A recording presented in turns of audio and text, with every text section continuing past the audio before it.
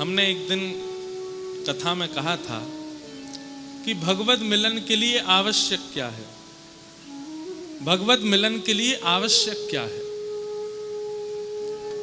जप आवश्यक है, तप आवश्यक है, तीर्थ यात्रा आवश्यक है, गुरु दीक्षा आवश्यक है, ग्रंथों का अवलोकन आवश्यक है, परिक्रमा आवश्यक है, सब आवश्यक है, पर सबके साथ उत्साह आवश्यक है।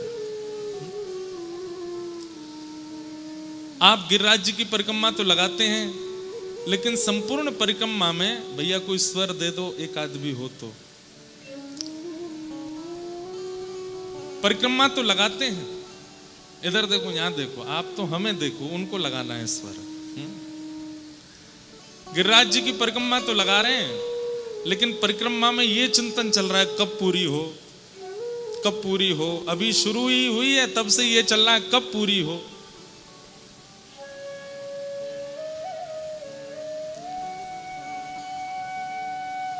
पीछे से आ रही है आवाज, यहां कहीं थोड़ा सा दे दीजिए स्वर इनका। तो मन में भाव चल रहा है कब पूरी हो, कब पूरी हो, कब पूरी हो, ऐसी भावना चित्त में आ रही है। तो उस परिक्रमा का कोई अभिप्राय नहीं।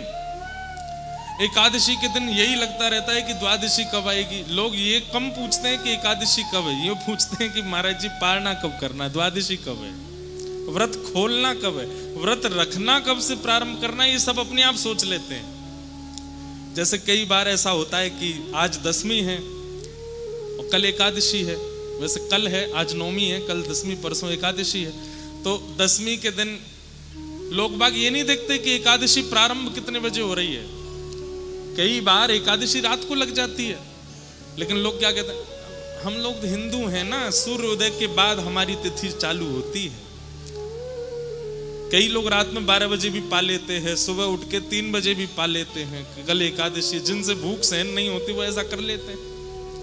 तो एकादशी प्रारंभ कब करनी है इसकी इतनी चिंता नहीं होती है।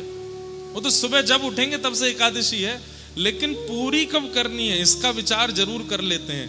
ऐसी एकादशी काम की नहीं जिसमें आपको भार लगता हो एकादशी धरने में। एकादशी कौन सी श्रेष्ठ कि जिस दिन दसवीं आवे उस दिन इतने उत्साह और इतने उत्सुक हैं कि कल एकादशी है, कल तो और दिन से ज्यादा ठाकुर जी का स्मरण करना है, कल तो और दिन से ज्यादा भगवत स्मृति करनी है। साधन सब एक तरफ हैं, पर उन साधनों में यदि उत्साह का पुट नहीं लगाया गया है तो वो साधन भगवत प्राप्ति नहीं कराएगा। अब सुबह से हम बैठे हैं, 8 बजे से 9 बजे से दीक्षा दे रहे हैं, हमसे भी पहले से लोग बाग यहां बैठे, 6 बजे से बैठे, एक अन्न का दाना खाया नहीं, ना उन्होंने ना हमने। यहाँ दीक्षा दिए, दीक्षा दे करके हम दौड़ के गए, स्नान करके कपड़े बदले, तुरंत यहाँ आए। हालत खराब हो जाती है व्यक्ति की, इतना परेशान हो जाता है, इतना थक जाता है।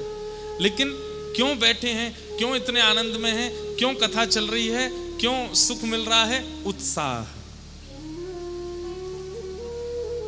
चाहे जन्माष्टमी हो, चाहे राधाष्टमी हो, चाहे एकादशी का व्रत हो, चाहे नवरात्रि के व्रत हो, चाहे घर में कोई आप हिंडोला उत्सव कर रहे हैं, पलना उत्सव कर रहे हैं, फूल बंगला उत्सव कर रहे हैं, उसमें व्यवस्था कितनी अच्छी की गई है ये प्रधान नहीं है, आप उत्साहित कितने हो।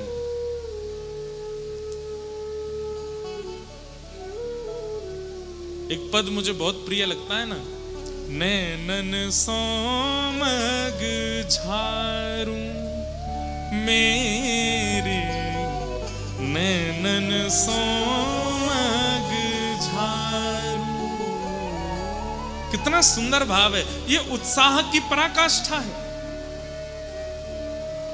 सबरी क्या कर रही है? सबरी को राम जी से मिलने में वर्ष तो बहुत लगे, पर राम जी जब मिले तो ऐसे मिले जैसे किसी से नहीं मिले। क्यों? क्योंकि सबरी की भक्ति में उत्साह की प्रधानता बहुत है। लेखक कह रहे हैं, जामग मेरो प्रियतम आवे, जामग मेरो प्रियतम आवे, जामग। गाइए।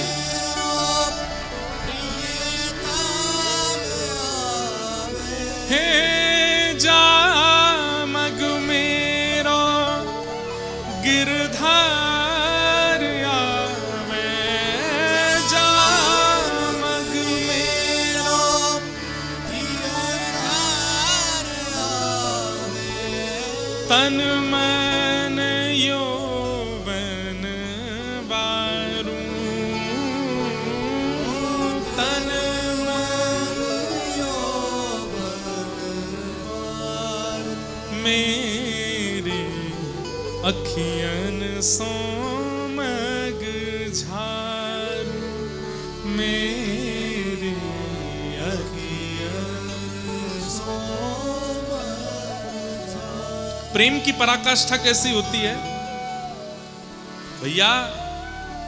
जिस गली में प्रियतम रहता है ना, वो गली ही अच्छी लगने लगती है। प्रियतम का घर तो बहुत दूर की बात है, राधा रमण मंदिर बहुत दूर की बात है। जहां से राधा रमण जी की गली शुरू होती है ना, वो गली ही अच्छी लगने लगती है।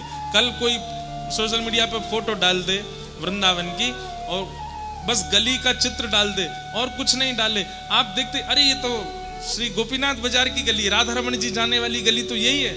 वो गली ही अच्छी लगने लगती है, वो नगर अच्छा लगने लगता है जिस नगर में प्रियतम रहता है, वो रंग अच्छा लगने लगता है जो प्रियतम पहनता है, वो भोजन भाने लगता है जो प्रियतम पाता है। प्रियतम से प्रेम है, उसके नेत्र, उसकी नासिका, उसके बोल, उसके वचन, उसके आव भाव, उसके अंग प्रत्यंगों से प्रेम है। केवल उनसे प्रेम है, ये प्रेम नहीं कहलाता।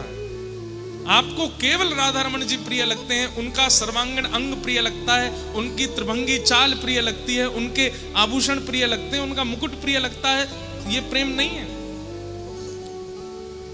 राधा रमण जी से संबंध रखने वाली छोटी से छोटी वस्तु प्रिय लगने लग जाएगी। अरे कहां तक कहें, हमारे श्री प्रबोधानंद जी महाराज जिन्होंने वृंदावन रसामृत ग्रंथ की रचना की,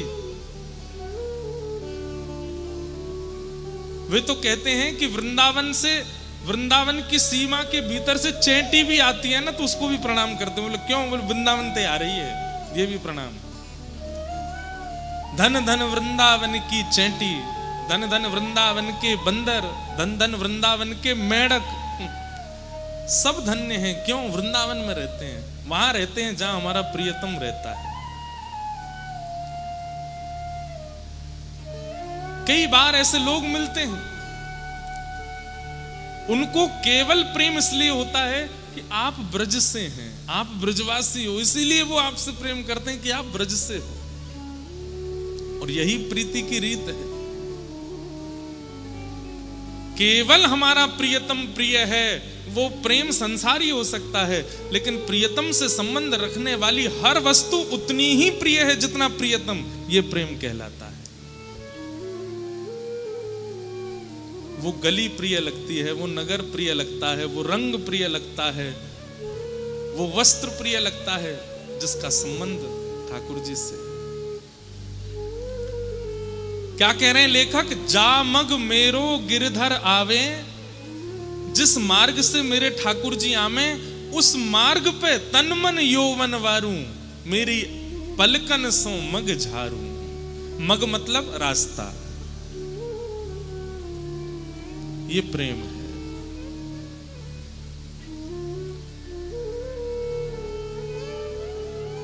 एक कृष्णदास जी का पद है,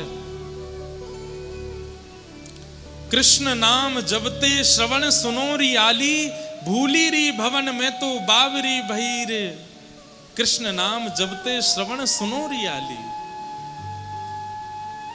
दूर कहीं मधुमंगल श्रीदामा ठाकुर जी को पुकार रहे हैं, अरे कन्हैया, अरे लाला, अरे गोपाल, जल्दी चल, गैयान को घेर के चलो चल, संजा है गई है, यशोदा मैया तेरी बाट निहार रही है।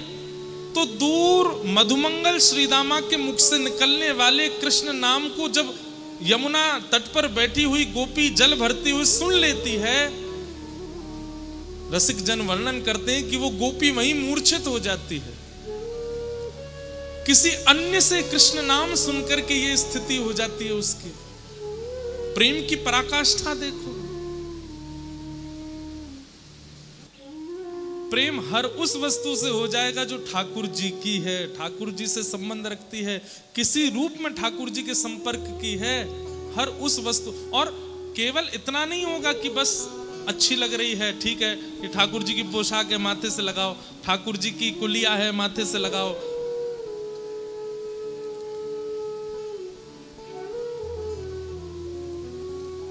एक बात कहें, ठाकुर जी की कोई वस्त्र प्रसादी आपको कभी मिलती है, इत्र प्रसादी मिलती है, उस सब का प्रयोग तो सब जानते हैं, पर जैसे हमारे श्री राधारमण जी की कभी कुलिया मिलती है प्रसाद में, और कुलिया तो लोग पा लेते हैं, और जो बाहर की जो कुलिया है हमको कभी कभी बहुत कष्ट होता है उसको कहीं विसर्जन करने में। मैंने किसी आचार्य से पूछा तो नहीं इसके बारे में, लेकिन एक चरित्र मैंने पढ़ा था, वहां मुझे इसका उत्तर मिला। क्योंकि कुलिया कहीं ना कहीं ठाकुर जी के सन्मुख पधराई गई है। पुजारी जी, हमारे गोस्वामी जी भीतर से लेके आते हैं, गर्भगृह से लेके आते हैं कुलिया। तो कुलिया का कितना बड़ा सौभाग्य है, वो मिट्टी के पात्र का, वो राधारमण जी के पास से आया है। हमारे राधा वल्लभ जी की जब प्रसादी आती है, कढ़ी भोग हो, खीर भोग हो, सब कुल्लड़ में आता है, मिट्टी के बर्तनों में आता है। अब उसको विसर्जित करने में कभी कभी बड़ा कष्ट होता है, क्या करें? तो दो क्रिया कर सकते हैं, और ये हमको उत्तर मिला था श्री माधवेंद्र पुरी दास जी के चरित्र में, जिनके लिए भगवान ने खीर की चोरी की, खीर चोरा गोपीनाथ। तो कहते हैं कि जब खीर चोरा गोपीनाथ जी ने खीर चुरा करके माधवेंद्र पुरी दास जी को भिजवाई, तो माधवेंद्र पुरी दास जी ने खीर तो पाई, वो कुल्हड़ अपनी जेब में धर लिया, और रोज उस कुल्हड़ के एक तिनका को पाते थे, रोज उसको पाते थे। और कभी अगर मन होता तो उसके ज्यादा से तिनका को टुकड़ा को लेके घिस देते, जैसे ब्रज रज लगाते हैं ऐसी उसकी थोड़ी सी रज जैसी बन जाती, और उसको ऐसे चंदन की तरह यहाँ पधरा लेते। तो कभी ठाकुर जी की प्रसादी अगर ऐसे पात्रों में मिलती है तो उसको भी विसर्जित मत करो, उसको कहीं ना कहीं व्यवस्थित कर दो।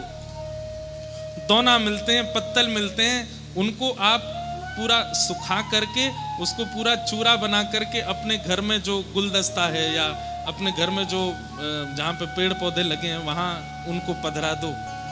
उनको वहां मत पधराइए जहां दुनिया भर की झूठन कूटन डाली जाती है। इतने प्रेम से ठाकुर जी की वस्तु, अब प्रेम यदि ठाकुर जी से हुआ है तो एक एक वस्तु से होगा, तभी प्रेम है। और जाको ऐसो ही है, कोई बस राधा वल्लभ जी प्रिय लग रहे हैं, बिहारी जी बढ़िया लग रहे हैं, तो फिर बात तो का ही समझानो, उन्हें देख के राजी हेले करो।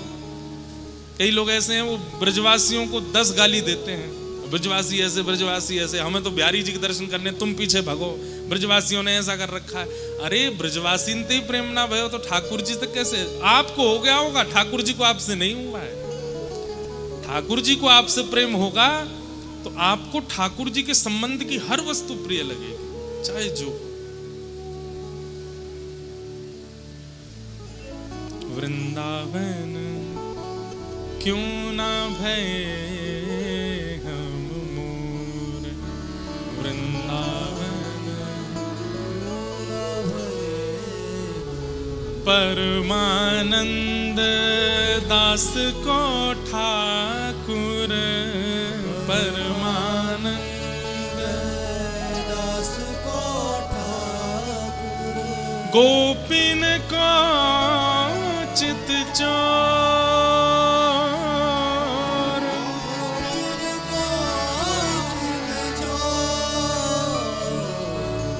वृंदावन क्यों ना भय हम मोर, वृंदावन क्यों ना भय।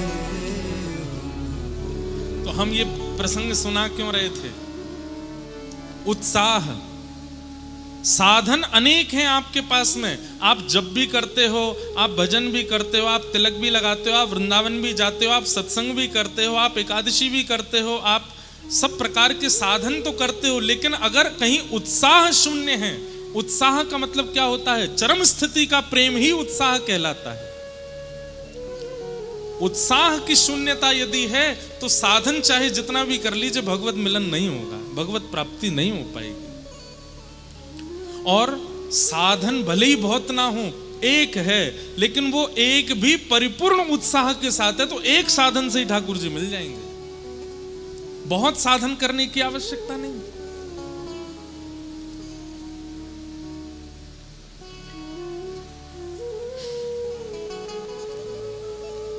तो आप सबके उत्साह को प्रणाम। इतनी देर से आप लोग बैठे हैं, इसलिए हम कह रहे थे उत्साह प्रधान होना चाहिए।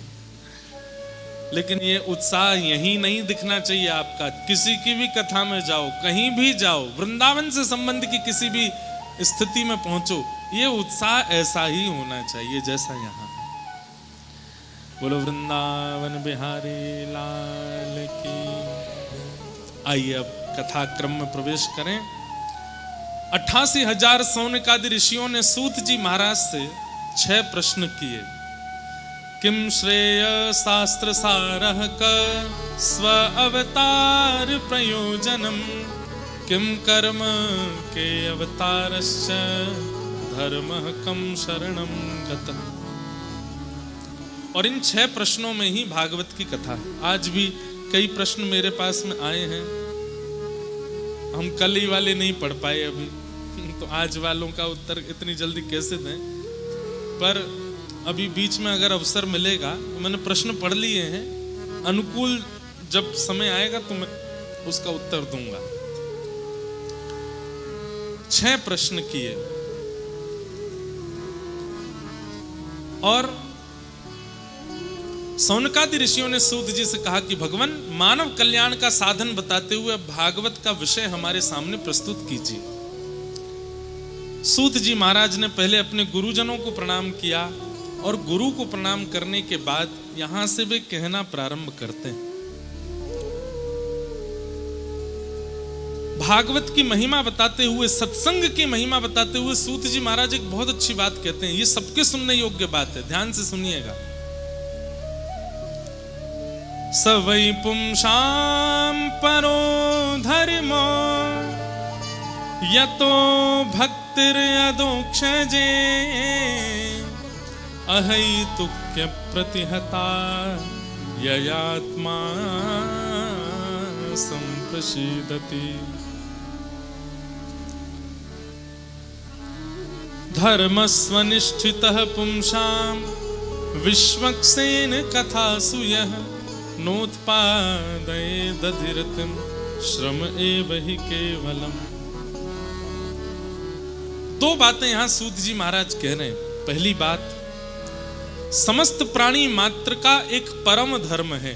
धर्म अलग बात है, परम धर्म अलग बात है। कल भी मैंने इस बारे में थोड़ा विस्तार किया था कि धर्म कहते हैं जहां शरीर प्रधान क्रिया है, और परम धर्म कहते हैं जहां आत्मा प्रधान क्रिया है। समझ रहे हैं बात को?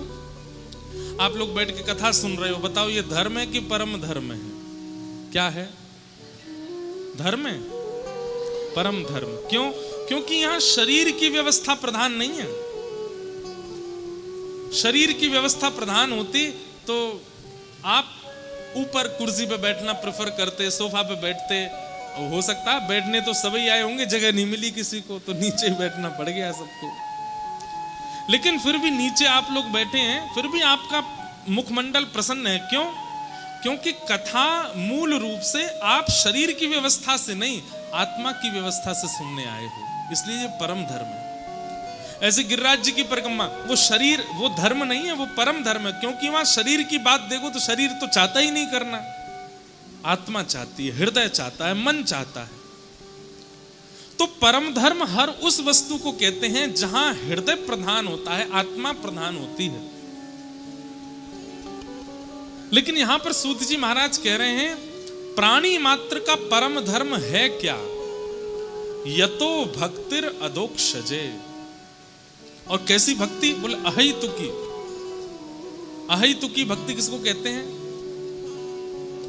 चाहे जो हो जाए आपकी भक्ति टूटे ना। चाहे जैसी स्थिति, जैसी परिस्थिति, जैसी व्यवस्था, जैसी अनुकूलता, प्रतिकूलता ठाकुर जी प्रकट कर दें, लेकिन आपके हृदय का भाव ठाकुर जी से टूटे ना, उसे कहते हैं अहितुकी भक्ति। कई लोगों के साथ में ऐसा होता है कि अगर प्रतिकूल व्यवस्था हो जाती है, प्रतिकूल समय आ जाता है, तो वो ठाकुर जी की भक्ति छोड़ देते हैं। हाँ, तुम अच्छा कर कहाँ रहे हो हमारे साथ जो हम आपको भजें? सब बुराई बुरा कर रहे हो और फिर ऊपर से चाहते हो हम आपको भजें भी। ये अहेतुकी भक्ति नहीं। अहेतुकी भक्ति का तो तात्पर्य है, हे नाथ चाहे आप जो कर लो, हम आपके भाव को छोड़ने वाले नहीं हैं। जो ब्रज की गोपियों की है। श्री चैतन्य महाप्रभु ने शिक्षाष्टक गाया है और अभी मैं खोल लेता हूं। शिक्षाष्टक में एक श्लोक चैतन्य महाप्रभु कहते हैं। आज मुझसे कोई कह रहा था महाराज जी कि अगर हम रामानंदी हैं, रामानुजी हैं, तो क्या हम लोग हरिवंशियों के पद गा सकते हैं? हम हरिदासियों के भाव सुन सकते हैं? हम गौड़िया? अरे सब हमारी है भैया, सब सुनो, सबको गाओ। हमारी कथा में आप कभी नहीं देखेंगे कि हम किसी एक पक्ष में रहते हैं। नहीं, हम सबके भाव गाते हैं, सबके सुनते हैं।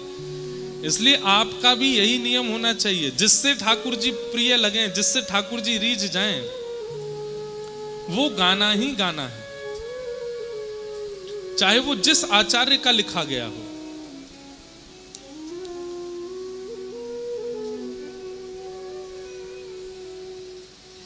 तो शिक्षाष्टकम में एक गोपी भाव को प्रस्तुत करते हैं श्री चैतन्य महाप्रभु। और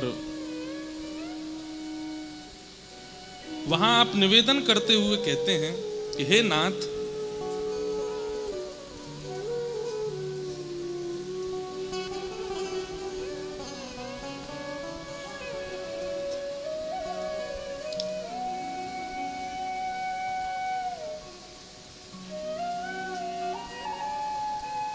अश्लिष्य वा पादिरतां पिनष्टु माम् अदर्शनान् मर्महता करोतु वा यथा यथा वा विदधातु लम्पटो मत्प्राणनाथस्तु स एव नापर।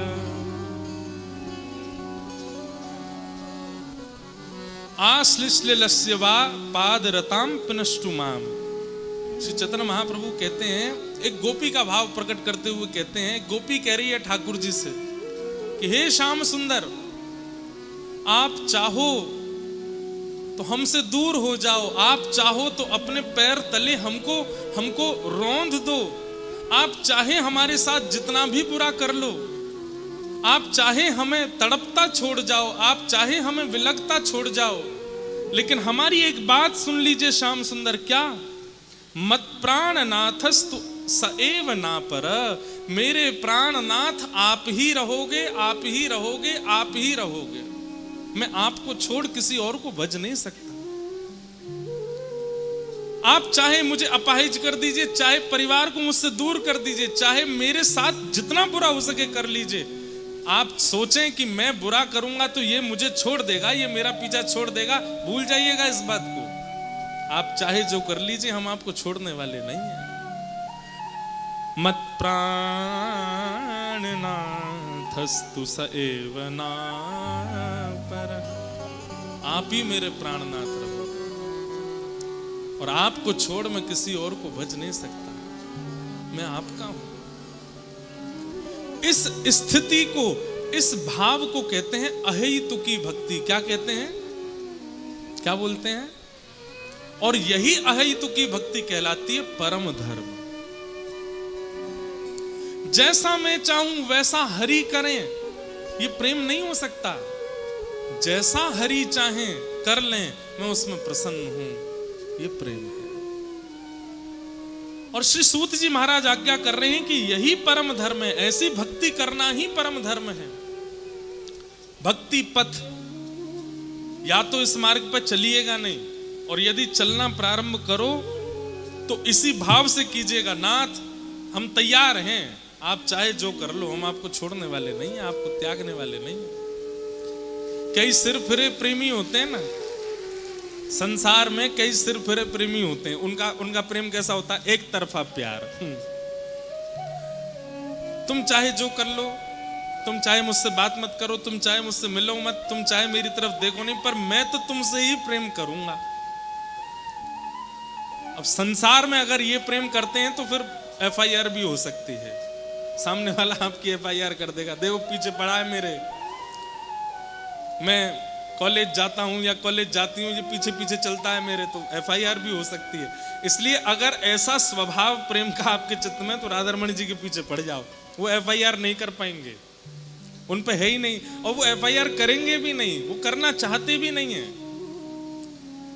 हमारे ठाकुर जी FIR नहीं करते। ठाकुर जी क्या करते हैं, जैसी पता चली कोई पीछे पड़ गया है तो फिर उसके जीवन के सारे भविष्य को निकालते हैं। इसका भविष्य कैसा है, चलो इसमें थोड़ी छेड़छाड़ करो, नहीं थोड़ा यहाँ से उछालो, यहाँ पे गिरा दो, यहाँ पे इसके संग ऐसा कर दो, ऐसा कर दो, अब देखते हैं भाग जाएगा, देखना उल्टे पैर लौट जाएगा। कई लोग लौट जाते हैं तो ठाकुर जी हंसते हैं।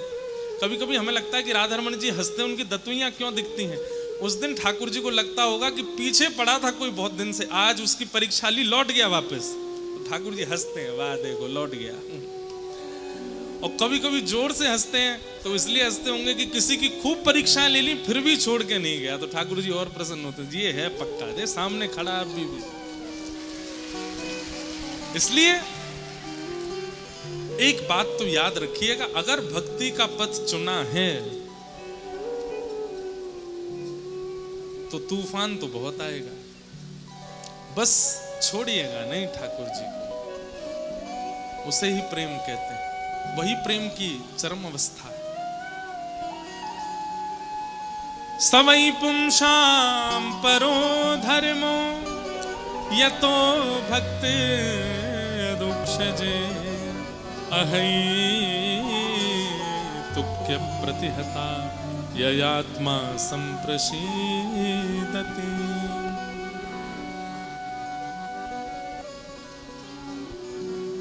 जनाबाई की कथा सुनी आपने? महाराष्ट्र में एक परम भागवत हुई जनाबाई,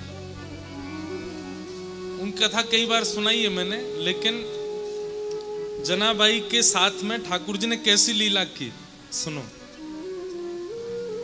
जनाबाई श्री नामदेव जी के घर पर रहती थी। नामदेव एक महाराष्ट्र के बहुत बड़े संत हुए, तो नामदेव जी के यहां रहती थी। पूरे दिन तो नामदेव जी के घर में सेवा करती थी। बहुत ध्यान से सुनिएगा सब लोग, इधर देख के सुनो।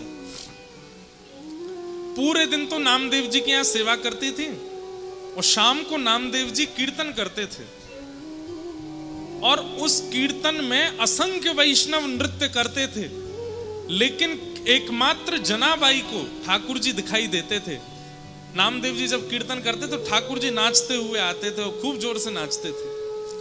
कहते हैं श्री जनाबाई मंदिर नहीं जाती थी, तो नामदेव जी ने एक दिन टोका, ए जना तू मंदिर क्यों नहीं जाती? बोले मंदिर वो जाएं जिनको ठाकुर जी बाहर नहीं मिलते, मुझसे तो रोज मिलने आते हैं। आप जब शाम को कीर्तन करते हो इतने सारे वैष्णव आते हैं, तब बीच में पीतांबरी पहन करके विठोबा भी आते हैं, विठल भी आते हैं और आके नृत्य करते हैं। तो सब लोग सोचते थे छोटी लाली है ऐसी बात बनाती है, लेकिन ये वास्तविकता थी। ठाकुर जी आते थे, रोज नाचते थे। एक बार एकादशी थी, बहुत भीड़ लगती है पंडरीनाथ भगवान के दर्शन की एकादशी के दिन। तो जनाबाई आज नामदेव जी से क्या बोली, आज एकादशी है, बोले तो और दिन से आज कीर्तन थोड़ा कम कीजिएगा। बोले क्यों? बोले आप कीर्तन करोगे, विठोबा आएंगे, वो सुबह से थके हुए हैं, और आप बहुत जोर जोर से कीर्तन करोगे तो वो नाचेंगे, और वो नाचेंगे तो पहले से थके हुए और थक जाएंगे।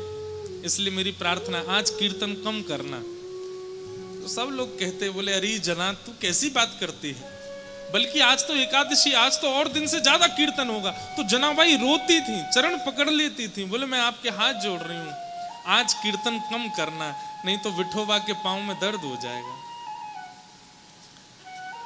लेकिन कौन माने, जब तरंग आती है कीर्तन में तो सब नाचते हैं और जोर जोर से नृत्य होने लगा। इतने में ठाकुर जी आ गए, तो जनाबाई सबके पास जा जा करके बोले मत नाचो, बैठो, आप नाचोगे तो विठोबा भी नाचेगा और उसके पांव में दर्द हो जाएगा, बैठो बैठो, सबको बैठाती।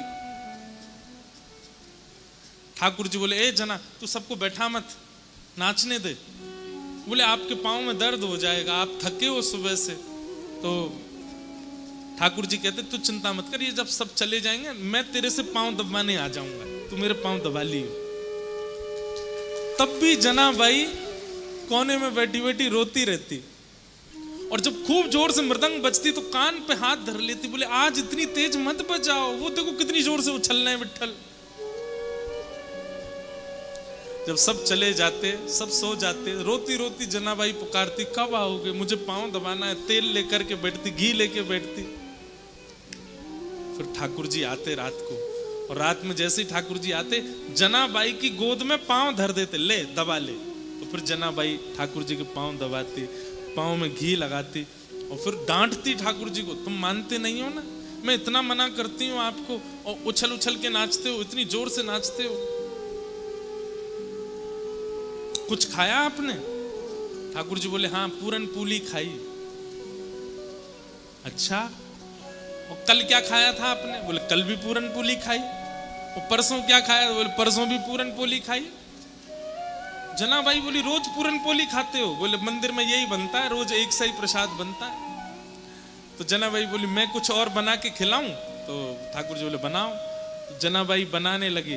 ठाकुर जी बैठे थे तो जनाबाई बोली बैठने आए हो बस, मेरे छोटे छोटे हाथ हैं, मैं भी तो थक रही हूँ, चलो आओ मेरे साथ बनवाओ। तो ठाकुर जी सब्जी अमनिया कर रहे थे जनाबाई के साथ, ऐसी लीला करते। अब यहां क्या दिख रहा है आप लोगों को? अनुकूलता। ठाकुर जी अनुकूलता दे रहे हैं, लेकिन ऐसा हो ही नहीं सकता कि ठाकुर जी किसी को मिले और प्रतिकूलता ना आवे। एक दिन जनाबाई चक्की पीस रही थी, इतने में ठाकुर जी आ गए, और ठाकुर जी आकर के बोले ए जना सुन। बोले हाँ, तेरा मुझे पद बहुत अच्छा लगता है, तू पद बहुत अच्छा गाती, चल मुझे पद सुना दे। तो जनाबाई पद गा रही थी। अब पद तो मुझे याद नहीं, मराठी भाषा का पद है, लेकिन बहुत प्यारा पद है। तो ठाकुर जी जनाबाई ऐसे चक्की चला रही है और पद गा रही है, और ठाकुर जी ऐसे हाथ की टेक लगा करके बढ़िया प्रेम से सुन रहे थे जनाबाई को। धीरे से बीच में ठाकुर जी उठे, बोले ये चक्की पीसना बंद कर, इसकी घर घर आवाज आ रही है ना, तो मुझे तेरे स्वर सुनाई नहीं दे रहे, इसको मत पीसे। तो जनाबाई बोली काम कैसे छोड़ दूंगी, काम तो पूरा करना पड़ेगा ना, और इतना ही तुमको सुनने का मन है, चलो हाथ लगाओ, तुम पीसो, मैं सुनाती हूँ। ठाकुर जी बोले ठीक है मैं पीसता हूँ। ठाकुर जी पीसने बैठे चक्की, बोले तू गा के सुना। सब लोग इधर देखो, विशेष रूप से VVIP वाले, आगे वाले, आप लोग ही बहुत डिस्टर्ब करते हो, इधर देखो। ठाकुर जी चक्की चला रहे हैं, जनाबाई गा रही है। अब गाते गाते जना क्या हुआ, ठाकुर जी इतने आभूषण पहन के गए थे, वो आभूषण चक्की से टकरा रहे थे, तो उनमें से आवाज आ रही थी। तो जनाबाई नहीं गा पा रही थी, तो जनाबाई बोली मैंने चक्की छोड़ी तो क्या आप भी कम हल्ला नहीं कर रहे? इतना सारा गहना पहन के आते हो, छम छम छम छम आवाज करते हैं ये सब, इनको उतार दो। तो ठाकुर जी ने सारे गहने उतार करके वहीं धर दिए और प्रेम से चक्की पीसने लगे, जनाबाई गाने लगी। सुनते सुनते पद, इतने में ही मंगला के घंटे घड़ियाल बजने लगे मंदिर में। ठाकुर जी तुरंत उठे, अरे जना मंगला का समय हो गया, मैं दौड़ के जाता हूँ, मंदिर में पुजारी आ जाएंगे। और ठाकुर जी दौड़ करके गए और मंदिर में जाके ठाड़े हो गए। लेकिन रात में जो गहने पहने थे वो वहीं छोड़े आए जनाबाई के। कपाट जैसे सुबह खुले तो ठाकुर जी के श्री अंग पर एक भी गहना नहीं था। और जब वो गहने नहीं मिले, और गहने तो छोड़ आए, ऊपर से एक गलती और करके आए ठाकुर जी। क्या? ठाकुर जी बोले अगर मैं ऐसे जाऊंगा तो सब पुजारी पहचान जाएंगे, जनाबाई एक काम कर अपनी सॉल दे दे मुझे। तो जनाबाई की सॉल लपेट के और गए। मंदिर में जैसे ही पहुंचे, कपाट खुले, पुजारियों ने जैसे ही देखा ठाकुर जी को, पहले देखा आभूषण कहां गए, ठाकुर जी के आभूषण कौन चोरी कर ले गया। इतने में ही नामदेव जी मंगला का दर्शन करने आए थे, तो मंदिर में हलचल हो रही थी। नामदेव जी बोले क्या हो गया? बोले ठाकुर जी के आभूषण नहीं मिल रहे हैं, कोई चोरी कर ले गया है। तो जैसे ही देखने गए, आभूषण नहीं देखे, तो बोले लेकिन ये सॉल मैंने कहीं देखी है, ये सॉल तो देखी देखी लग रही है। क्योंकि नामदेव जी के घर में जो काम करती जनाबाई उसी की सौल थी। अचानक से अरे ये तो जनाबाई की सौल है। पुजारियों ने जैसे सुना जनाबाई की सौल, बोले महाराज क्षमा कीजिएगा, आपकी जना ही आई है और आकर के सब चोरी करके चली गई है ठाकुर जी का, हम उसे छोड़ेंगे नहीं। जनाबाई यहाँ चक्की पीस के सारा आटा इकट्ठा कर रही थी, इतने में सब पंडा पुजारी पहुंच गए और जनाबाई से जाके बोले, ए जना, तेने ठाकुर जी के आभूषण चुराए? अब जनाबाई कुछ बोलती उससे पहले तो पुजारियों को दिख गए कि चक्की के पास में सारे आभूषण रखे। अब जनाबाई, अब ऐसी प्रेम की रीत है, अब जनाबाई क्या समझाए उनको कि पांडुरंग मेरे पास रात को आते हैं, मैं उनके पैर दबाती हूं, उनको गाना सुनाती हूं, कोई मानेगा उनकी बात? पुजारियों ने कहा यही चोरनी है, इसी ने चोरी की है, इससे कुछ पूछना नहीं है, इसका मुंह बांध दो और इसको सूली पर चढ़ा दो। और यही किया, मुख बांध दिया, एक शब्द नहीं सुना उनका, और तभी सूली तैयार करके जनाबाई को चढ़ाने लगे। तो एक पुजारी जी बोले, ए जना तेरी कोई अंतिम इच्छा है? तो फिर से जनाबाई ने एक मराठी में फिर एक कीर्तन गाया ठाकुर जी को टोकते हुए, और उसमें पूरे संसार को जनाबाई कहती हैं कि भैया ये प्रीत की रीत बड़ी कठिन है, इनसे प्रेम के मार्ग में अगर आओ तो सोच समझ के आना, ये बहुत खेलते हो। आज मैं ऐसी स्थिति में लाके खड़ी कर दी हूं, कहां रात में आ करके मेरे साथ में खेलते हैं, मेरे साथ भोजन करते हैं, मेरे पद सुनते हैं, और अब मुझ पे ही चोरी का इल्जाम लगा के सूली पे चढ़वा रहे हैं, और खुद मंदिर में अपनी पूजा करवा रहे हैं, देखने तक नहीं आ रहे मेरी ओर। अरे संसार के लोगों, वैसे प्रेम करना हो तो इनसे ही करना, लेकिन इनसे प्रेम करो तो बड़े सोच समझ के करना, ये खेलते बहुत है। ये उस मराठी पद का ये भाव है। और जनाबाई सब पुजारियों के आगे बोली, मैं सफाई नहीं देना चाहती, मैं क्या बताऊं आपको कि मेरे साथ क्या हुआ, मैं बस उन स्मृतियों को हृदय में धारण कर लेती हूं जो पांडुरंग ने मुझे दिए हैं, और उनके साथ में जाना मंजूर समझूंगी। और सूली पर चढ़ा दिया। जैसे ही सूली उनके गले में लटकाई और पीछे से उसको कस करके बस खींचने ही वाले थे, इतने में ही पांडुरंग भगवान क्रोधित हो गए, और जो सूली का जो फंदा था वो तुरंत रस्सी से जल बन गया, पानी बन गया, और पानी बन करके अदृश्य हो गया। जैसे ही अदृश्य हुआ, श्री नामदेव जी महाराज तुरंत पहुंचे। उन्होंने जाकर के सब पुजारियों से कहा, बोले पांडुरंग भगवान बड़े क्रोध में हैं, मंदिर में भी बड़े क्रोध में दिखाई दे रहे हैं, वे जनाबाई को ये दंड नहीं दिलवाना चाहते, निश्चित ही कोई अंतरंग लीला है। अरे इतने इतने घेराबंदी में ठाकुर जी रहते हैं, ये छोटी सी लाली कैसे चली जाएगी अंदर, तुमने सोचा? अरे तो ये आभूषण यहाँ कैसे आ गए? बोले तुम ये सोच सकते हो कि ये छोटी सी बालिका ताला तोड़ के भीतर जा सकती है, ये क्यों नहीं सोच सकते कि वो परब्रह्म भगवान इसके पास आए होंगे और अपने आभूषण छोड़ के चले गए होंगे? ये विचार क्यों नहीं करते हो? लेकिन बंधुओं, उसके बाद जनाबाई बड़ी हताश होगी, सबने क्षमा मांगी, लेकिन जनाबाई बोली नहीं, अब पांडुरंग मुझे बुला रहे हैं और मैं जा रही हूं। और तुरंत वहां से निकली, पीछे लोग भागे, लेकिन फिर वो दिखाई नहीं दी। ठाकुर जी उनको लेकर के प्रस्थान कर गए। तो भैया ये सावधानी रखना कि ठाकुर जी प्रेम में केवल अनुकूलता देते हैं तो ही आप प्रेम करो, नहीं, ठाकुर जी प्रतिकूलता भी देते हैं, और आपको दोनों सहने के लिए तैयार रहना पड़ेगा, दोनों में अपने आप को तैयार रखना पड़ेगा। ठाकुर जी जैसी स्थिति दें वो सब स्वीकार कर।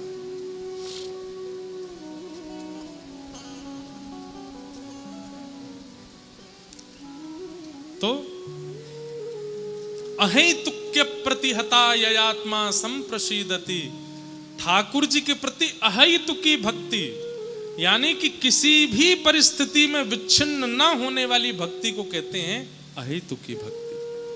चाहे जो हो जाए जीवन में, पर ठाकुर जी के प्रति जो प्रेम है, ठाकुर जी के प्रति जो भाव है, वो कभी टूटे ना, कभी छूटे ना। इसी को प्रेम कहते हैं।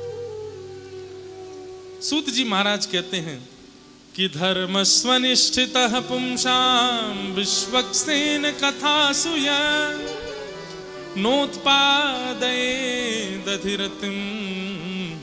श्रमेव हि केवलम्। बहुत अच्छी बात। हमारे द्वारा किए गए व्रत अनुष्ठान नियम उनको ठाकुर जी ने स्वीकार किया है, इसका प्रमाण क्या है? आप जो कुछ भी अपने जीवन में साधन करते हो, उस साधन को ठाकुर जी स्वीकार करते हैं, इसका प्रमाण क्या है? तब यहां सूत जी महाराज कह रहे हैं, जहां कहीं भी ठाकुर जी की मंगल कथा चल रही हो, वहां जाके बैठना और बैठ कर के अनुभव करना।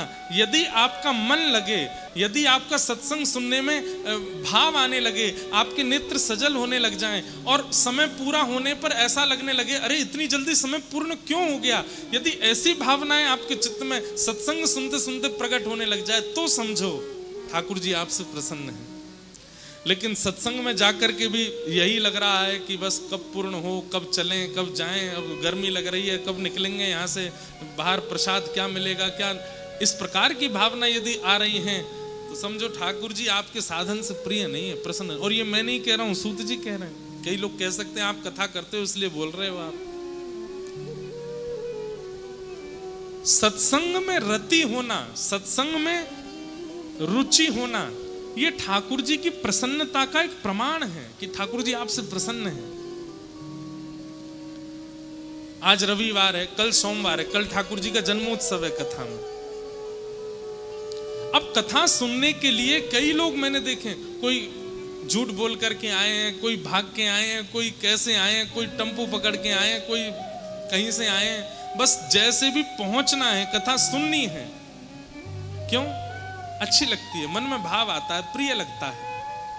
ये समझो इस प्रकार के लोग जो हैं उनसे ठाकुर जी प्रसन्न है। बगल में ही घर है, 10 कदम पे घर है, फिर भी सोच रहे हैं कथा तो 7 दिन होनी है, एक दिन चले जाएंगे। इस प्रकार की भावना है आपके चित्त में, तो ठाकुर जी प्रसन्न नहीं है, प्रिय नहीं है। सत्संग की बात सुनते ही मन ऐसा होने लगे कि नहीं नहीं मुझे जाना ही है, मुझे श्रवण करना ही है। ऐसी प्रीति सत्संग के प्रति होना। हम कह रहे हैं यहां आकर के सुनना, इसी को ही मत मानो।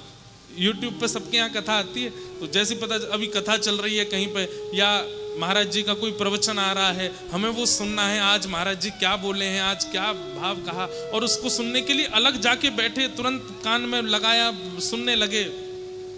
इस प्रकार उसके लिए जब आप व्याकुल होते हो, सत्संग के प्रति होने वाली व्याकुलता इस बात का प्रमाण है कि ठाकुर जी आपसे प्रसन्न हैं। इसीलिए ठाकुर जी प्रसन्न होकर के अपनी कथा प्रदान करते हैं। कई लोगों को दर्शन में रुचि होती है, प्रसाद में रुचि होती है, लेकिन कथा में रुचि नहीं होती। कथा में रुचि ना होना इस बात का प्रमाण है कि ठाकुर जी आपसे प्रसन्न नहीं है। श्री प्रहलाद जी महाराज जब नवदा भक्ति का वर्णन करते हैं तो सबसे पहले नाम लेते हैं, 9 भक्तियों में सबसे पहली भक्ति क्या है? श्रवणम कीर्तनम विष्णु स्मरणम पाद सेवनम अर्चनम वंदनम दास्यम सख्यात्मनिवेदनम। बाकी सब भक्ति बाद में है, सबसे प्रथम भक्ति है श्रवणम, सुनना। हम आपसे निवेदन करके कह रहे हैं कुछ दिनों तक वृंदावन मत जाओ, आपको अवसर भी मिले तो भी मत जाओ, लेकिन उन कुछ दिनों तक केवल श्रवण करते रहो। खूब कथाएं सुनो, खूब लीलाएं सुनो, खूब ब्रज के भाव सुनो, खूब पदों का गान करो। दिल्ली में बैठ के, बंबई में बैठ के, दूर दूर रह के वृंदावन से खूब सत्संग करो। आप अनुभव करेंगे, आप जहां रहते हैं ना वहीं वृंदावन का अनुभव होने लग जाएगा। वृंदावन सत्संग के प्रभाव से वहीं प्रकट होने लग जाएगा।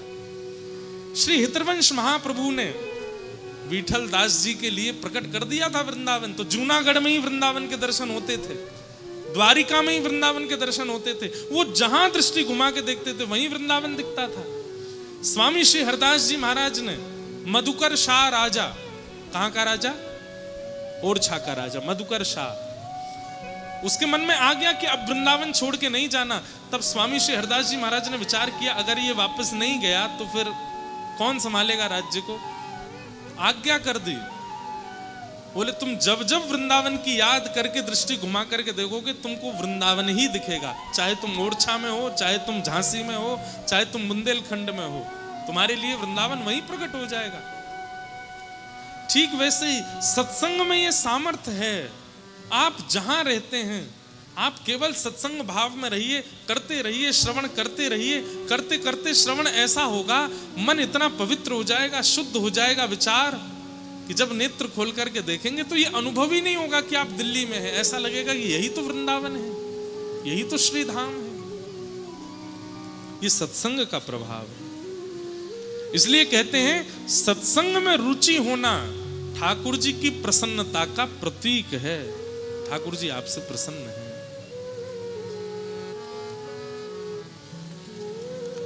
सूत जी महाराज इस प्रकार सब भाव बता रहे हैं और कहते हैं अब मैं तुम्हें भागवत की रचना का विषय बताता हूं। वेदव्यास जी महाराज ने मानव कल्याण के लिए अनेक ग्रंथ लिखे, लेकिन तब वेदव्यास जी महाराज के चित्त में आया कि अभी मैंने जितने भी ग्रंथ लिखे हैं उनसे मेरे हृदय को तृप्ति का अनुभव नहीं होता, संतुष्टि का अनुभव नहीं हो रहा है। ऐसा क्या लिखूं जिससे मुझे संतोष हो जाए। तब नारद जी महाराज आए और नारद जी महाराज ने आकर के कहा कि आपने इतना कुछ लिख दिया फिर भी आपको संतोष नहीं हुआ। बोले यही तो बात है, इतना कुछ करने के बाद भी असंतुष्टि क्यों है? असंतुष्टि का मतलब क्या होता है? सब लोग इधर देखो, ध्यान से सुनो। कई बार आप खूब भक्ति करते हो फिर भी आपके चित्त को संतुष्टि नहीं होती। आप खूब मेहनत करते हो अपने काम में फिर भी आपको संतोष नहीं होता। खूब धन कमा लेते हो फिर भी आपको संतुष्टि नहीं होती। खूब नाम यश वैभव ऐश्वर्य कमा लेते हो फिर भी आपको संतोष नहीं होता। सामने वाला व्यक्ति आपके लिए सब कुछ कर देता है लेकिन फिर भी आप उससे राजी नहीं होते। ये असंतुष्टि का कारण चित्त में है।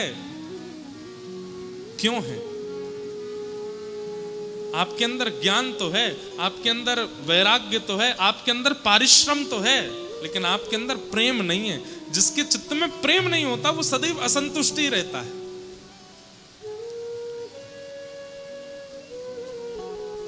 प्रेम विहीन व्यक्ति, उसको कभी संतुष्टि नहीं होती। और प्रेमी व्यक्ति कैसा होता है? प्रेमी व्यक्ति कैसा होता है? उसको पीले कपड़े पहना दो उसमें राजी, उसको सफेद पहना दो उसमें राजी, उसको फर्श पर गद्दा लगा के दे दो उस पर सो जाएगा, उसको बिस्तर पर सुला दो वहां सो जाएगा, उसको 56 भोग खिला दो उसमें राजी, उसको केवल नमक से रोटी खिला दो उसमें राजी। ये सब में राजी होने वाला व्यक्ति, सब प्रकार की स्थिति में समत्व को प्राप्त करने वाला व्यक्ति, हम आपको दावे से हस्ताक्षर करके कह सकते हैं वो प्रेमी है, उसके चित्त में प्रेम है। और ऐसे जो लोग होते हैं ना जो हर स्थिति में रह लेते हैं, आप देखो वो प्रसन्न नहीं रहते हैं, उनके मुखमंडल पर एक अद्भुत प्रसन्नता ही रहती है। लेकिन जिनका माथा सुकुड़ा रहता है, ये होठ कभी खिलते नहीं हैं, नेत्र कभी प्रसन्न होते नहीं हैं, ऐसे लोगों को दाल कैसी बनी है? बढ़िया बनी है, हींग की कमी है। अरे भाई हींग कौन पता करता है कि हींग है कि नहीं? कई लोग ऐसे देखे उनको ये पता चल जाता है कि इसमें हींग नहीं पड़ी है। मुझे आज तक अनुभव ही नहीं हुआ कि हींग का स्वाद होता कैसा है।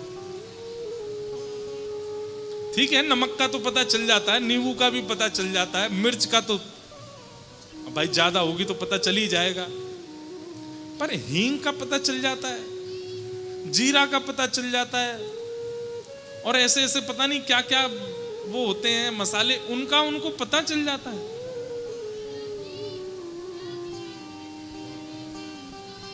क्या कह रहे हैं? क्या? वाह अब मैं बोलूंगा नहीं तो सब सुन लेंगे, जिनने नहीं सुना। अच्छा, कुछ ऐसा नहीं कहा उन्होंने। तो अब मैं क्या बोलूं, ये तो गलत बात हो गई यहाँ पे।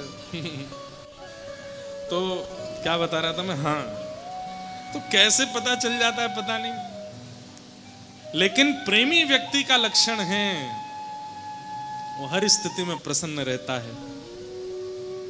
एक 5 साल की लाली है, उसका नाम है हीति जैन, और उसने गले में आईडी कार्ड भी पहना हुआ है। उनकी माताजी ढूंढ रही है, बेचारी लाली कहीं खो गई है। यही है, कहाँ है? दो वो वहां है लाली, देखो वहां है। कौन सी माताजी, कौन सी? आप हैं? हाँ तो जाइए, वो वहां है पीछे।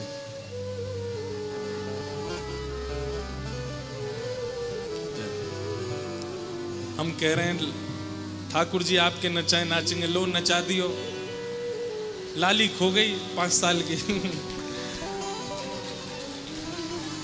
भैया देखो, आप लोग नाचते हैं, गाते हैं, आनंद करते हैं, अच्छी बात है। देखो वैसे तो दिल्ली वाले इनकी माननी पड़ेगी। अरे नहीं, सुन लो मेरी होप होप कथा सुने।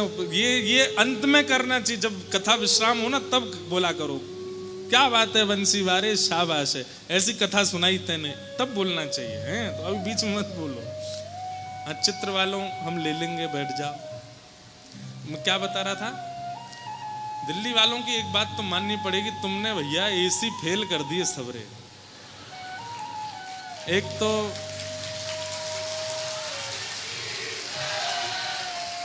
हम एक तो प्रशंसा करते नहीं है ना, बहुत कम प्रशंसा करते हैं वृंदावन से बाहर के लोगों की। कहीं भी कथा करने जाते हैं हम यही कहते हैं, मैंने ठीक है पंजाब वाले ऐसे, बंबई वाले ऐसे, दिल्ली वाले। अब दिल्ली वालों को हम ज़्यादा ही सुना देते हैं, क्योंकि तुम वृंदावन के बगल में रहते हो, इसलिए आप लोगों को तो वृंदावन बड़ा सहज मिल गया है, आप लोगों का प्रेम घट जाएगा, ऐसे बोलते रहते हैं। पर मानना पड़ेगा आपका प्रेम ऐसा वैसा है नहीं। दिल्ली वालों का प्रेम है तो बहुत साल बाद दिल्ली कथा करने आए, पर बड़ा अच्छा लग रहा है, खूब आनंद आ रहा है। आप लोगों का ये उत्साह हमको जल्दी फिर से बुलाने के लिए मजबूर कर देगा। अब बस ये तो अभी हम प्रैक्टिस करा रहे हैं आपको। 7 तारीख को गिरधर लाल जी आएंगे, उनके सामने सबरी बस प्रकट कर दी हूं। लाल जी अगर आपसे रीझ गए तो मैं चाहे कितनों मन बना लूं कि दिल्ली नहीं जानो, फिर भी आ ही जाऊंगा अगर लाल जी रीझ गए तो हमारे लाल जी तो उनके अधीन ही हम सब हैं। गिरधर लाल थारो नचायो नाचो। बंधुओं, ये प्रेमी व्यक्ति का लक्षण है। ये पद हमने क्यों गाया?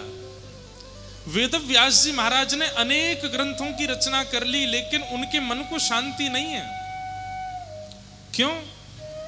तब यहां पर श्री नारद जी महाराज समझाते हैं कि भवतानुदित प्रायम यशो भगवतो मलम ये नैवासौ न तुष्येत मन्ये तद्दर्शनम खिलम। नारद जी महाराज कहते हैं, व्यास जी आपने जितने भी ग्रंथ लिखे हैं ना, उसमें आपने विद्वत्ता प्रदान करी है, उसमें आपने ज्ञान को प्रधानता दी है, उसमें आपने वैराग्य को प्रधानता दी है, लेकिन आपने प्रेम प्रधान ग्रंथ नहीं लिखा। अभी तक प्रेम का प्रस्तुतिकरण नहीं किया, इसलिए आपका चित्त अशांत है। समझ में आई बात? अशांत व्यक्ति का लक्षण क्या है? प्रेम शून्य। और प्रेम युक्त व्यक्ति का लक्षण क्या है? जो अभी हम गा रहे थे, ये प्रेम युक्त व्यक्ति का लक्षण है। उल्टा सुलटा, उल्टा स्वर आ ही नहीं रहे। उल्टा सुलटा जो कछु कर ले मंगल रूप लखाऊं, ये प्रेमी व्यक्ति का लक्षण है। हे ठाकुर जी, आप चाहे जो कर लो, जो शिक्षाष्टकम में चैतन्य महाप्रभु कह रहे हैं वो भी तो यही कह रहे हैं, आप जो कर लो मंगल रूप लखाऊं, जो भी कुछ होगा उसमें मैं यही मानूंगा कि ये मंगल ही है, मेरे पांव में लग गई कुछ अच्छा होना होगा इसीलिए लगी है, मैं गिर गया कुछ बढ़िया होना होगा इसीलिए गिर गया। अब हम तो बस पैर में लगना और गिरना ही बोल सकते हैं मंच से, लेकिन इससे भी ऊपर कुछ हो जाए तो भी यही मानना कि ठाकुर जी कुछ अच्छा ही सोचा होगा आपने। सूरदास जी नेत्र नहीं थे उनके पास। कई लोग कहते तुम 24 घंटा ठाकुर जी का यश गाते हो और देखो ठाकुर जी ने कितना बुरा किया आपके साथ, नेत्र ही नहीं दिए। सूरदास जी हंस गए और हंस करके बोले मेरा बहुत बड़ा भाग्य है कि ठाकुर जी ने मुझे नेत्र नहीं दिए। बोले इसको भाग्य क्यों मानते हो? बोले भैया कुछ लोग संसार की सुंदरता में फंस गए क्योंकि वो सुंदरता देख सकते हैं, कुछ लोग धन में फंस गए क्योंकि वो धन देख सकते हैं, कुछ लोग व्यसनों में पड़ गए क्यों? क्योंकि वो व्यसन देख सकते हैं।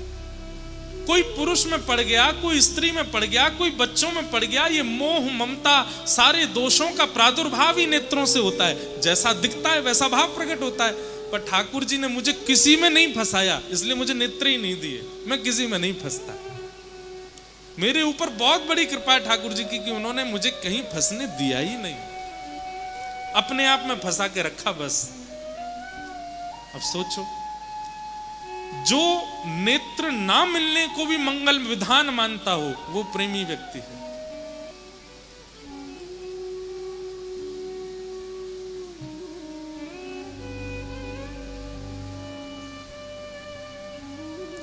पचास साल की उम्र हो गई, ब्याह नहीं हुआ अभी तक, और इस बात से अगर वो व्यक्ति दुखी है मेरा ब्याह नहीं हुआ, प्रयास तो बहुत किया घर वालों ने लेकिन ब्याह नहीं हुआ। नहीं, जिनके ब्याह हो गए हैं वो तुमको बहुत अच्छा मान रहे हैं बेचारे। जिनके ब्याह हो गए हैं ना, वो जब कुंवारों को देखते हैं तो उन्होंने कितने अच्छे हैं, ये इनका जीवन कितना बढ़िया है, कितने प्रसन्न हैं, कितने खुश हैं।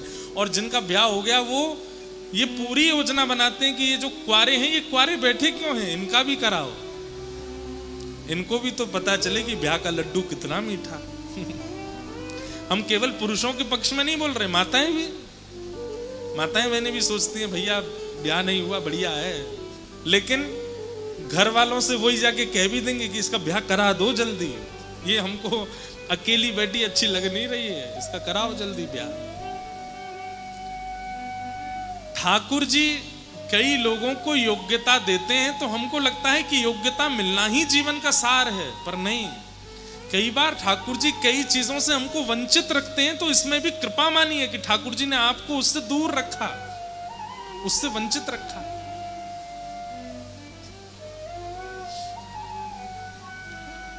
सीधी बात है भैया, हर स्थिति को कृपा मान करके जीने वाला व्यक्ति ही प्रेमी कहलाता है। व्यास जी आपने वेद लिख दिए, आपने पुराण लिख दिए और तब भी आपका मन अशांत है। इसका मतलब आपने सारे ग्रंथों में, सारे वेद पुराणों में केवल ज्ञान, वैराग्य और भक्ति और बाकी सब विषयों को प्रधानता दी है। चतुर्विध पुरुषार्थ, धर्म, अर्थ, काम, मोक्ष की प्रधानता रखी है। आपने पंचम पुरुषार्थ प्रेम को प्रधानता नहीं दी, इसलिए आपका चित्त अशांत है। प्रेम को प्रधानता दो। आपने ग्रंथों में श्री कृष्ण को भगवान के रूप में दिखाया, ज्ञानी के रूप में दिखाया, राम जी को मर्यादा पुरुषोत्तम के रूप में दिखाया। एक ग्रंथ में इन राम कृष्ण को प्रेमी के रूप में दिखाओ, तब आपके हृदय को शांति मिलेगी। ठाकुर जी बलशाली हैं। अब जैसे उस दिन हम नरसिम्हा पिक्चर देख रहे थे ना, तो जब नरसिंह भगवान प्रकट होते हैं तो उसमें ऐसा बढ़िया दिखाया कैसे न्यों न्यों कूदते हैं नरसिंह भगवान। उस समय मेरे मन में बार बार आ रही थी, क्या बात है बंसी वारे, शाबाश है। उस दिन निकल रही थी। और जैसी पिक्चर पूरी हुई, जितने लोग वहां थे वो साक्षी हैं, मैंने एक ही पद गाया, बड़े बड़े असुरन को मारो, बड़े बड़े असुरन को नाग कालिया पकड़ पछाड़ो, नाग कालिया पकड़ पछाड़ो। ऐसो बलि तो खेलन में ग्वालन सो पिट जाए। हाँ ऐसो बलि तो खेलन में ग्वालन सो पिट जाए। हो ऐसो, हो ऐसो, हो ऐसो चटक मटक सो ठाकुर तीनों लोकन में नाए। ऐसो चटक मटक सो ठाकुर तीनों लोक। वाह, बैठ जाओ बैठ जाओ बैठ जाओ बैठ जाओ। आप लोग भी गाना, अब ये 6 तारीख को देखने जाएंगे हम, फिर से चलना हमारे साथ, तब गाएंगे सबरे। जैसे ही नरसिंह भगवान प्रकट होंगे, युद्ध उद्ध है जाएगा, हिरण्यकश्यप मारो, फिर गाएंगे। एक पंक्ति और है ना, कैसे है, सब देवता इनको पूजते हैं, कैसे है वो,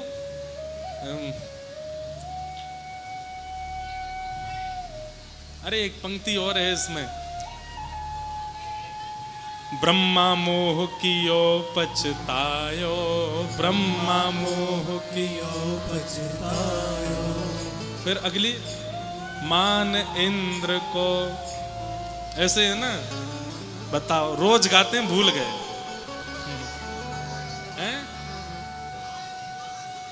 हाँ, मान इंद्र को दूर भगायो, मान इंद्र को दूर भगायो। अब याद आया, ऐसो वैभव बारो, हाँ ऐसो वैभव बारो, तो ये ब्रज में गारी खाए। हाँ ऐसो वैभव बारो, तो ये ब्रज में गारी खाए। ओ ऐसो, ओ ऐसो, ओ ऐसो चटक मटक सो ठाकुर तीनों लोकन हूँ मैं नाए। ऐसो चटक मटक सो ठाकुर तीनों लोकन हूँ। तो क्यों ये भाव क्यों प्रकट होता है ठाकुर जी के लिए?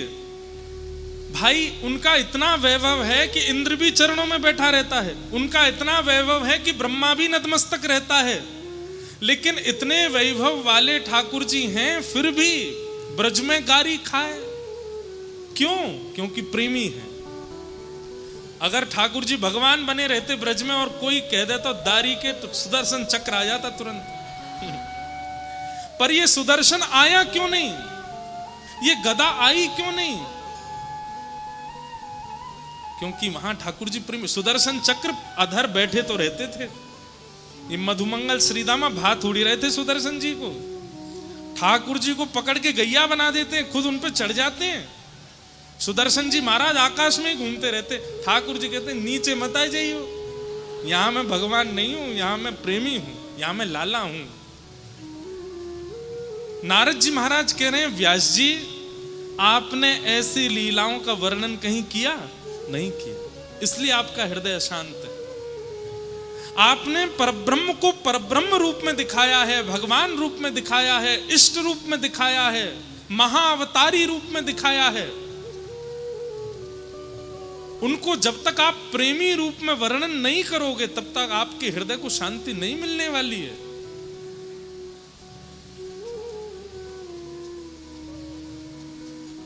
आप कितने भी ग्रंथ पढ़ लीजिए, महाभारत पढ़ लीजिए, गीता पढ़ लीजिए, आप समस्त ग्रंथों को, पुराणों का आस्वादन करेंगे तो आपको श्री कृष्ण के प्रति भगवान की फीलिंग आएगी। ये भगवान है, ये परमात्मा है, इनसे डरो, इनके सामने नतमस्तक रहो, इनको प्रणाम करो। लेकिन जब आप भागवत जी का आश्रय लोगे तो आपके चित्त में भावना आएगी ये तो हमारे सखा हैं, ये तो हमारे लाला हैं, ये तो हमारे प्रेमी हैं, ये तो हमारे मित्र हैं, ये तो हमारे अपने हैं। और अपने की भावना उसी के प्रति आ सकती है जिसके प्रति प्रेम हो। हम महाराज जी ही बने रहें, महाराज जी जैसे 100 लक्षण लेके चलें, चवर डुराते रहो, अगल बगल में छत्र लेकर के चलो संग में, तो निश्चित है कि हमसे कई युवा बालक बिल्कुल मित्र भाव से खेलते हैं, कूदते हैं, आनंद करते हैं, ऊधम मचाते हैं। वो करेंगे नहीं, ये तो महाराज जी इनसे दूर ही रहो। लेकिन जब उन्हें दिखता है कि नहीं ये खेल भी रहे हैं, हमारे संग डोल भी रहे हैं, हमारे संग आनंद भी कर रहे हैं, गा भी रहे हैं, तो फिर प्रेम मित्रता में परिवर्तित हो जाती है। वही महाराज जी मित्र जैसे लगने लगते हैं। प्रेम एक ऐसा स्वभाव है जो व्यक्ति को आपके समीप लाता है। अगर आप अपने ज्ञान को प्रधानता देते हैं तो व्यक्ति में आपके प्रति सम्मान बढ़ेगा। आप वैराग्य को प्रधानता देते हैं अपने स्वभाव में तो सामने वाले व्यक्ति में आपके प्रति आस्था बढ़ेगी। लेकिन आप यदि प्रेमी बन जाओगे तो सामने वाले व्यक्ति में आपके प्रति निजता आवेगी, समीपता आवेगी। हे व्यास जी, और प्रेमी, जब व्यक्ति प्रेमी हो जाता है ना चित्त से, फिर प्रेमी व्यक्ति का एक और लक्षण है, वो अपने सारे सद्गुणों को गूढ़ कर लेता है, छुपा लेता है। उसको गाना भी आता है लेकिन वो आपके सामने ऐसा प्रस्तुत करेगा, नहीं तुम ही गाओ, हम पे क्या आता है। उसको नाचना भी आता है लेकिन वो आपको ही नचाएगा। उसको भोजन बनाना भी आता है लेकिन वो आपकी ही प्रशंसा करेगा। उसको संस्कृत बोलना भी आता है लेकिन वो आपके सामने ऐसा दिखाएगा, नहीं मुझे तो नहीं, आप सब जानते हो महाराज, मैं क्या जानूं। ये प्रेमी व्यक्ति का लक्षण है। वो अत्यंत गुणवान होते हुए भी गुण छुपाता है। और सही सबसे बड़ी बात है भैया, प्रेमी ठाकुर जी को प्रिय है। नारद जी कह रहे हैं, व्यास जी धर्म, अर्थ, काम, मोक्ष, ज्ञान, वैराग्य सबको प्रधानता आपने दे दी है,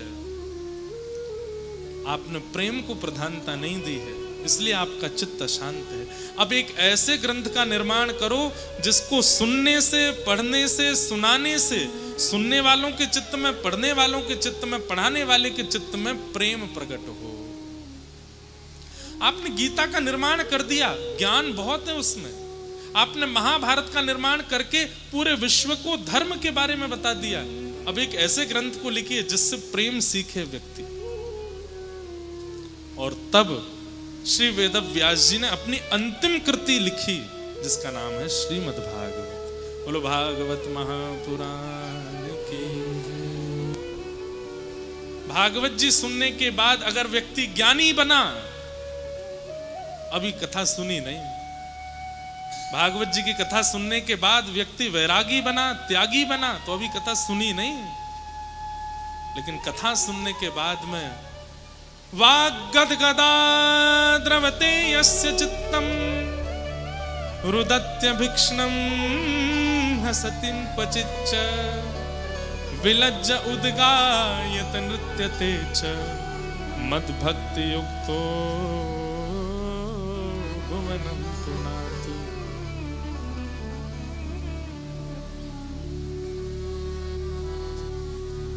प्रेमी, इसलिए कथा सुनने के पीछे, भागवत कथा सुनने के पीछे एक ही उद्देश्य लेकर के बैठा कीजिए। हरि जी मोहे संत हृदय कर दीजो, हरि जी मोहे संत हृदय। संत हृदय मतलब प्रेमी हृदय। कथा सुनने के पीछे एक ही उद्देश्य होना चाहिए कि हम प्रेमी हो जाएं, हमारे चित्त में प्रेम प्रकट हो जाए। वेद व्यास जी महाराज को नारद जी ने समझाया, तब वेद व्यास जी महाराज ने श्रीमद् भागवत की रचना की। पहले तो समाधि लगा करके, समाधिनानुस्मर तद विचेष्टितम, समाधि लगा करके चिंतन किया और फिर चिंतन के बाद श्रीमद् भागवत संहिता तैयार हो। बोलो भागवत महापुराण की। अब भागवत जी को घर घर तक, जन जन तक पहुंचाएं कैसे? तो वेद व्यास जी ने अपने ही सुपुत्र श्री सुखदेव जी का स्तवन किया। यम प्रव्रजन्तमनुपेतुमपेत कृत्यम द्वैपायनो विरह कातरयाजुहाव पुत्रेति तन्मयतया तरवोभिनेदु तम सर्वभूत हृदयं मुनिमानतोऽस्मि। श्री सुखदेव जी महाराज जो जन्म लेते ही वन को चले गए थे, वेद व्यास जी महाराज ने कुछ शिष्यों को भागवत के श्लोक याद कराए, नए ग्रंथ के श्लोक याद कराए और कहा जाओ इन ग्रंथ के श्लोकों को वन में जाकर के बोलना, और कोई अगर ब्रह्मचारी आकर के कहे कि और सुनाओ तो उसको लेके मेरे पास आना।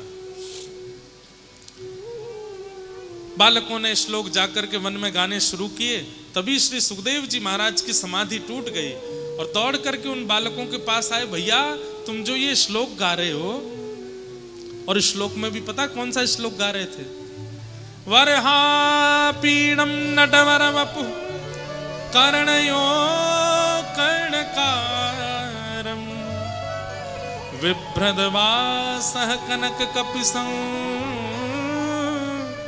वैजयंतीं च मालां रंध्रान् वेणो वधर सुधया पूरयन् गोपवृन्दै वृन्दारण्यं स्वपदरमणं प्राविशद् गीतकीर्ति। आज एक दीक्षा क्रम हुआ था सुबह, तो एक लाली ने वेणुगीत पर प्रवचन हुआ था कुछ दिन पहले जयपुर में, 3 दिन का प्रवचन, और पूरा वेणुगीत लिख करके दिया। बोल महाराज जी आज वेणुगीत थोड़ा सा कहना, अब अपने आप ही श्लोक आ गया वेणुगीत का, वरहा पीडम नटवर वपु कर्णयो कर्णकारम। कैसी झांकी है ठाकुर जी की।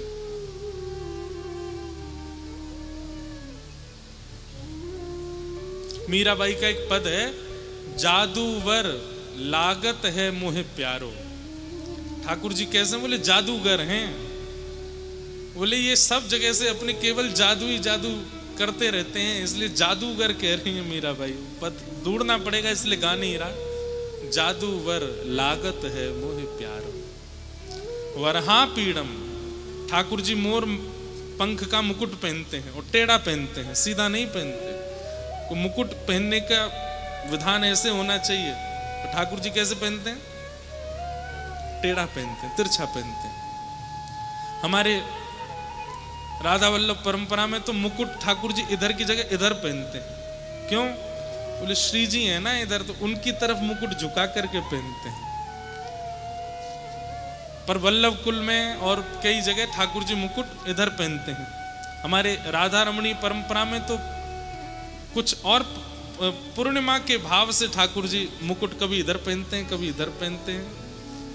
वो शायद शुक्ल पक्ष या उस भाव से ठाकुर जी कुछ वहां धारण करते हैं, कभी इधर धारण कर लेते हैं कभी इधर धारण करते हैं। तो मुकुट ठाकुर जी टेढ़ा जो पहनते हैं, अब आप द्वारिका चले जाओ वहां ठाकुर जी सीधा ऐसे मुकुट पहनते हैं, तिरुपति बालाजी चले जाओ सीधा मुकुट पहनते हैं, अयोध्या में राम जी सीधा किरीट पहनते हैं, मुकुट पहनते हैं। हमारे वृंदावन वाले ठाकुर जी ऐसो टेढ़ो पहने, और टेढ़ा भी हो नहीं, थोड़ा बहुत टेढ़ा, इतना टेढ़ा पहनते हैं कि नेक में गिरवे को है जाए, वो इतना टेढ़ो पहने।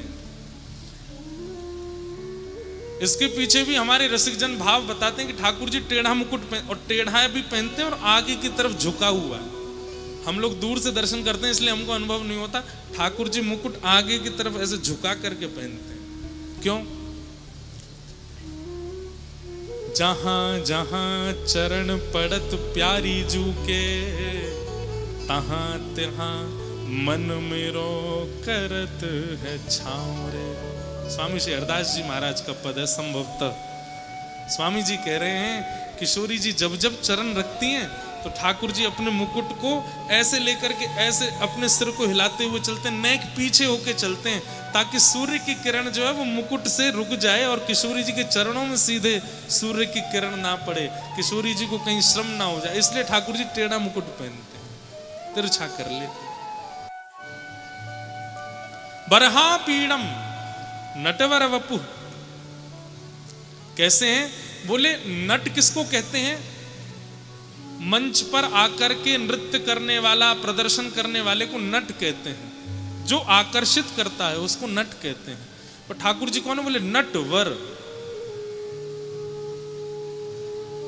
नटवर का मतलब बोले आकर्षण करने वालों में भी सबसे ऊंचे नटवर ठाकुर जी का नाम है। नटवर नागर नंदा भजोरे मन गोविंदा। नटवर नागर नंदा भजोरे मन गोविंदा। ये नटवर क्यों हैं? बोले आकर्षण करने वालों में इनसे बढ़िया आकर्षण कोई नहीं कर सकता। एक एक अपनी स्थिति से, एक एक अपने अंग से, एक एक अपने रोए से जो आकर्षण कर सकते हैं उनको कहते हैं नटवर।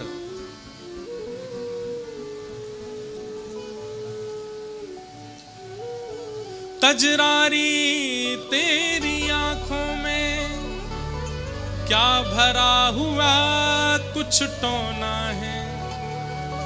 तेरा तो हसन औरों का मरन, बस जान हाथ से खोना है। ठाकुर जी आप हंसा मत करो। बोले क्यों? आप हंस जाते हो, कितने मर जाते हैं आपकी हंसी देख करके। क्या रूप ये हुस्न बयान करूं, तू सुंदर शाम सलोना है।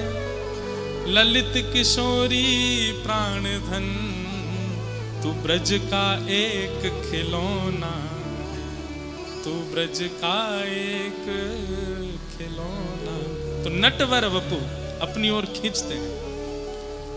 वपु कहते हैं शरीर को। ठाकुर जी का एक एक अंग, एक एक रोआ आकर्षित करता है।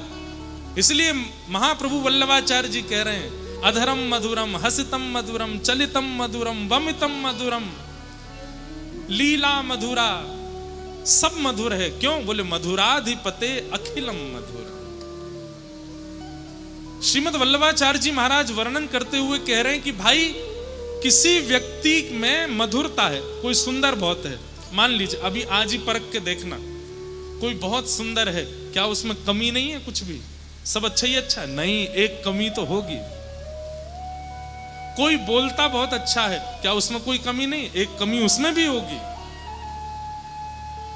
कोई भोजन बहुत अच्छा बनाता है, कोई नाचना बहुत अच्छा जानता है, सबके अंदर गुण कलाएं भरी हैं। कोई बहुत विद्वान है, क्या उसमें कोई कमी नहीं है? उसमें भी एक अवगुण होगा। लेकिन ठाकुर जी कैसे हैं? बोले मधुराधिपते अखिलम मधुरम, अधरम मधुरम, वदनम मधुरम, मधुराधिपते अखिलम मधुरम, मधुराधिपते अखिलम। जो मधुरता के प्रपति हैं और अखिल में सबसे मधुर हैं, ऐसे श्री कृष्ण को हम प्रणाम करते हैं।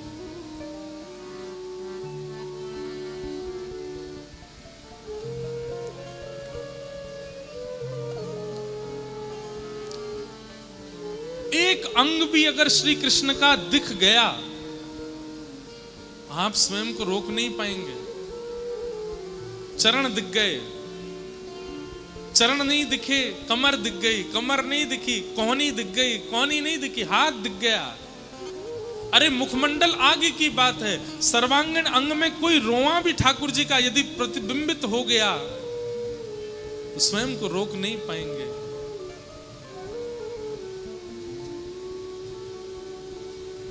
नंद नंदन पिया कपट जो कीनो, निकल गयो, निकल गयो, निकल गयो, छल करके, जादू करके, जादू करके, जादू करके, हो जादू करके, हो पिया कित गयो जादू करके। मीराबाई कहते हैं, मेरा दास शरण जो आई, मेरा दासी शरण मेरा दासी शरण जो आई, मेरा दासी शरण जो हो कबहू न मिले, कबहू न मिले, कबहू न मिले अंग भर के। मीराबाई क्या शिकायत कर रही है ठाकुर जी की? बोले इतने ऊधमी हैं, कभी एक उंगली दिखा जाते हैं, कभी एक हाथ दिखा जाते हैं, कभी एक नेत्र दिखा के चले जाते हैं, कभी केवल मोरपिच दिखा के चले जाते हैं। अरे सर्वांगीण अंग क्यों नहीं दिखाते? ये प्यासा सा क्यों छोड़ जाते हो हमको? कबहू न मिले, कबहू न मिले, कबहू न मिले अंग भर के जादू करके, जादू करके, जादू करके हो, जादू करके हो पिया कित गयो जादू कर। नटवर वपु कर्ण यो कर्ण कारम, दो कान हैं पर कुंडल एक ही पहनते हैं। विभ्रदवास कनक कपिसम, ऐसी पीतांबरी पहनते हैं कि सूर्य को भी लज्जा आ जाती है, सूर्य भी छुप जाता है कि अरे नहीं नहीं, श्याम सुंदर रूपी सूर्य भ्रमण कर रहे हैं, अब मैं कैसे प्रकट हो सकता हूं।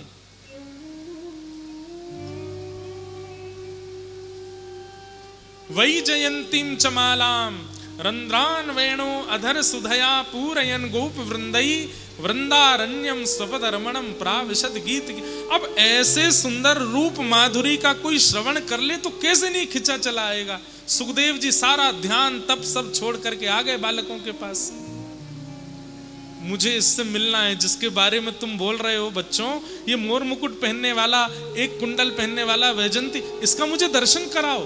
बच्चे बोले हमको नहीं पता ये कौन है, हमारे गुरुजी ने श्लोक याद कराया, हमने आके गा दिया।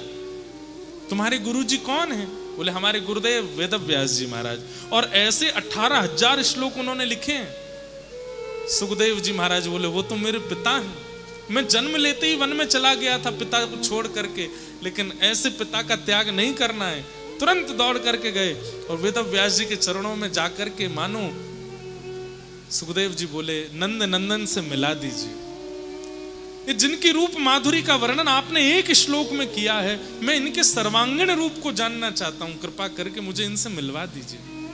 एक प्रकार से वेदव्यास जी ने टेस्ट किया कि मैंने जो भागवत लिखी है उसमें प्रेम प्रकट हो रहा है कि नहीं।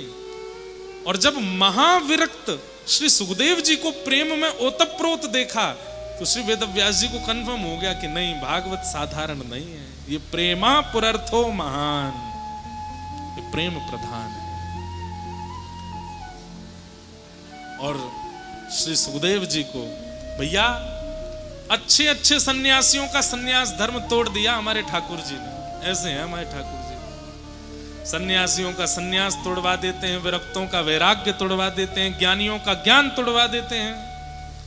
लेकिन एक बात सुनोगे, धनवानों का धन का अहंकार तोड़वा दिया इन्होंने, ज्ञानियों का ज्ञान तोड़वा दिया इन्होंने, विरक्तों का वैराग्य तोड़वा दिया इन्होंने,